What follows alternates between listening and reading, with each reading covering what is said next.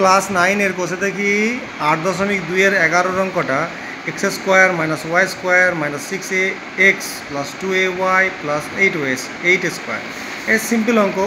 হ্যাঁ, তা X square Y square minus 6ax X square minus Y square minus 6ax plus 2ay plus 9 square minus square, এই 8 স্কোয়ারটা ভেঙে এই দুটো করে দিলাম, 9 করে দিলাম। 9টা যে বাড়তি করলাম তার জন্য একটা বাদ দিয়ে দিলাম, তাহলে 8টাই পড়ে রইল।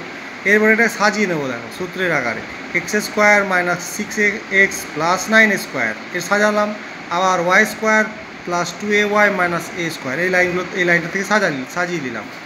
তাহলে এগুলো একটা সূত্রে পড়ে যাবে কি, স্কোয়ার এক্সটাকে যদি ধরি তো a square minus 2ab plus b square, 9টাকে বি ধরলাম, 9 এর বর্গমূল 3।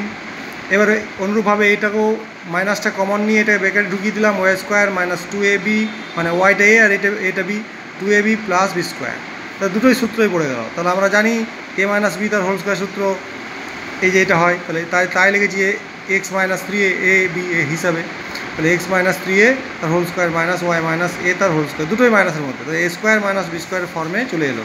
এটা আমরা ব্র্যাকেটে লিখে দিতে পারি যে এ স্কোয়ার মাইনাস বি স্কোয়ার সমান এ প্লাস বি আর এ মাইনাস বি, এটা আমরা লিখে দিতে পারি। ওকে, তাহলে এখানে এ স্কোয়ার মাইনাস বি স্কোয়ার সাজালাম, এ প্লাস বি একবার এ মাইনাস বি একবার, এটা মাইনাসে মাইনাসে এটা প্লাস হয়ে গেছে। এবার সাজিয়ে নিলাম, 3a আর একে 4a হয়ে যায়, এক্স ওয়াই যেমন ছিল সেরকম লিখতে হবে।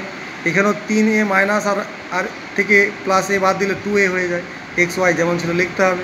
এটাকে সাজালে এক্স ওয়াইগুলো কাছে করলে এটা পরে চলে গেলো, এটাকেও এক্স ওয়াইগুলো কাছে করলো 2 এটা পরে চলে গেলো। এভাবে এই উৎপাদক বিশ্লেষণটা করতে হবে। ওকে।